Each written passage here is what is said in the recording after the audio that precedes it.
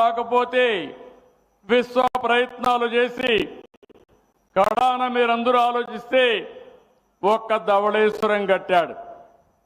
అదే సమయంలో కృష్ణా నది పైన ప్రకాశం బ్యారేజ్ కట్టాడు. అప్పుడు అక్కడ ఉండే ఆనకట్ట కట్టాడు. దానితో ఆ జిల్లాల యొక్క పరిస్థితి మారిపోయింది. దేశానికి అన్నదాతగా కృష్ణా గోదావరి రైతాంగం తయారయ్యారంటే అది ఒక మహనీయుడి యొక్క కళ అని చెప్పి కూడా నేను మీకు తెలియజేస్తున్నా.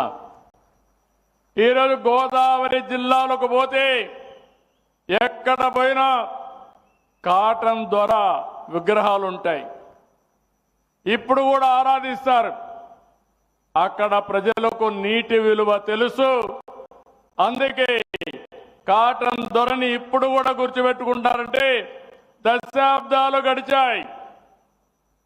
అయినా కూడా దశాబ్దాలే కాదు శతాబ్దాలు కూడా గడిచాయి. అయినా కూడా గుర్తుపెట్టుకునే పరిస్థితికి వచ్చారు.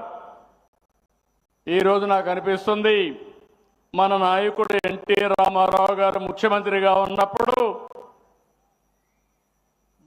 కృష్ణా జలాలు సముద్రం లేకపోతా ఉంటే ఆ సముద్రం లేకపోయే నీళ్లు మిగులు జలాలు ఈ రాయలసీమకు తీసుకురావాలని సంకల్పం చేసిన ఏకైక నాయకుడు నందమూరి తారక రామారావు గారు. సంకల్పం చేశారు.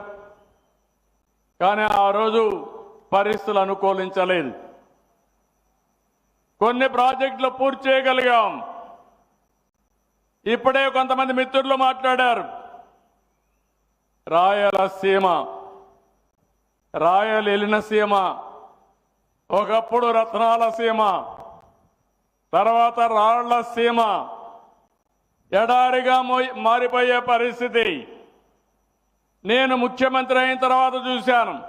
ఎప్పుడో కాదు 25 ఏళ్లకు మునుపు రాయలసీమలో కరువు వస్తే నీళ్లు లేకపోతే పశువుల కోసం రైల్లో నీళ్లు తెప్పించి పశువులను కాపాడుకున్న రోజులు.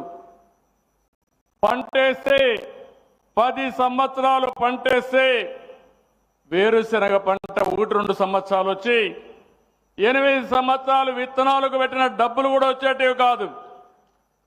అప్పుడు నాకు అనిపించింది ఏంటి దౌర్భాగ్యం అని.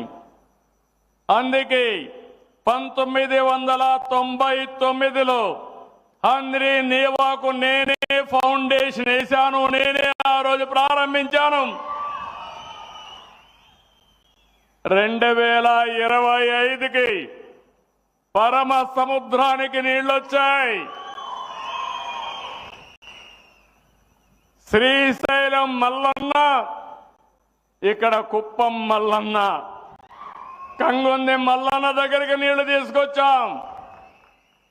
గంగమ్మ తల్లి ఆశీర్వదించింది, కృష్ణమ్మ తల్లిని కుప్పానికి తీసుకొచ్చిందని చెప్పి కూడా నేను మీకు తెలియజేస్తున్నా.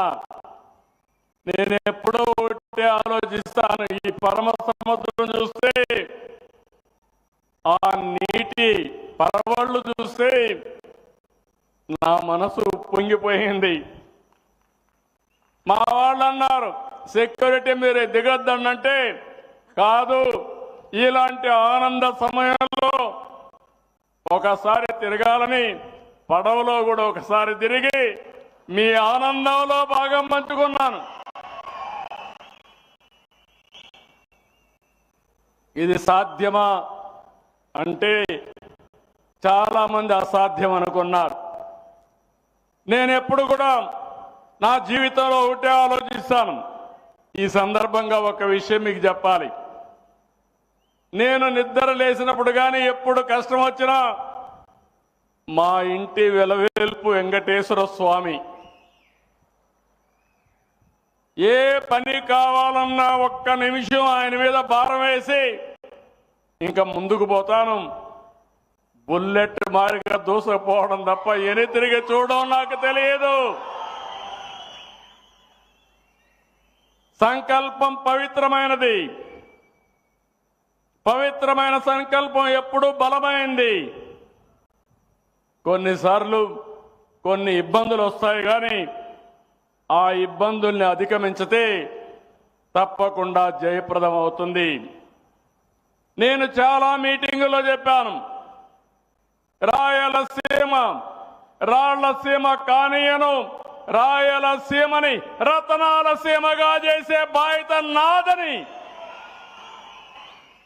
చాలా స్పష్టంగా హామీ ఇచ్చా. నేను అవన్నీ హామీ ఇస్తే నేను చాలా ప్రయత్నాలు కూడా చేశాను. మీరు ఆ విషయం కూడా గుర్తుపెట్టుకోవాల్సిన అవసరం ఉంది.